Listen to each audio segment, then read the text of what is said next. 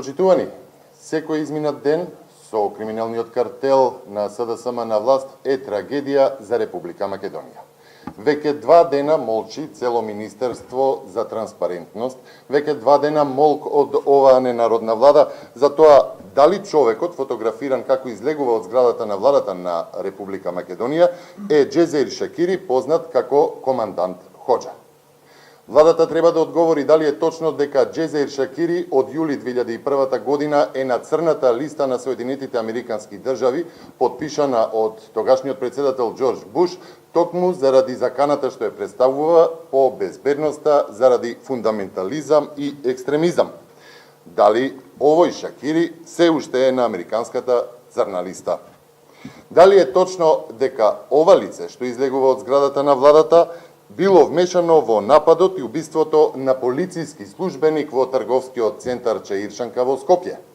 Дали е точно дека службите поседуваат бројни оперативни информации за негова вмешаност во нелегална трговија и шверц на оружје и дрога? Дали е точно и дека во декември 2001 година на Косово, во Витина, било пукано во него поради сомнеж дека проневерил пари од фондот на тогашната УЧК? Почитувани, доколку фотографиите кои се шират во јавноста се верни, владата не смее да крие информации и треба да соопшти со која цел Джезеир Шакири, алијас командант Хоџа, бил во службените простории на владата. Дали се вистините гласините што ги следат овие фотографии во јавноста дека Зоран Заев бил дотолку уценет што прифатил да го ангажира Шакири како надворешен советник и да го плаќа со пари од граѓаните?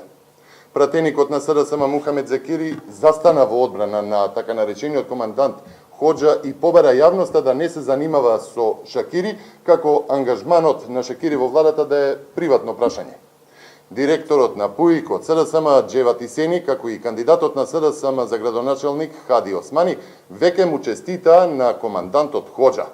Како што самите велат, командантот Хоџа сега е командант на владата.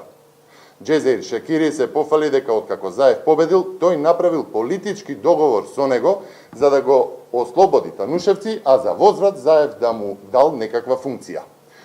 Доколку барем дел од сите овие информации е точен, тогаш станува збор за огромен преседан и трагедија која што Република Македонија ја живее под водство на Зоран Заев. Информациите дека Джезеир Шакири влегува во владата се загрижувачки. Тоа што владата 2 дена нема информации дали тој е ангажиран или не е доказ за срамните пазарења кои што се прават. Ако немаат проста информација за тоа кој не работи во владата, тогаш какви информации имаат и можат да пласираат од Министерството за транспарентност на оваа ненародна власт? Да не беше трагично, ќе беше смешно. Секој поминат ден со власта на СДСМ е срам за Македонија. Со секој поминат ден се прават се поголеми штети кои ќе бидат тешко да се надоместат, затоа што побргу треба да си заминат од власт. Тоа е подобро и за државата и за граѓаните. Ви благодарам.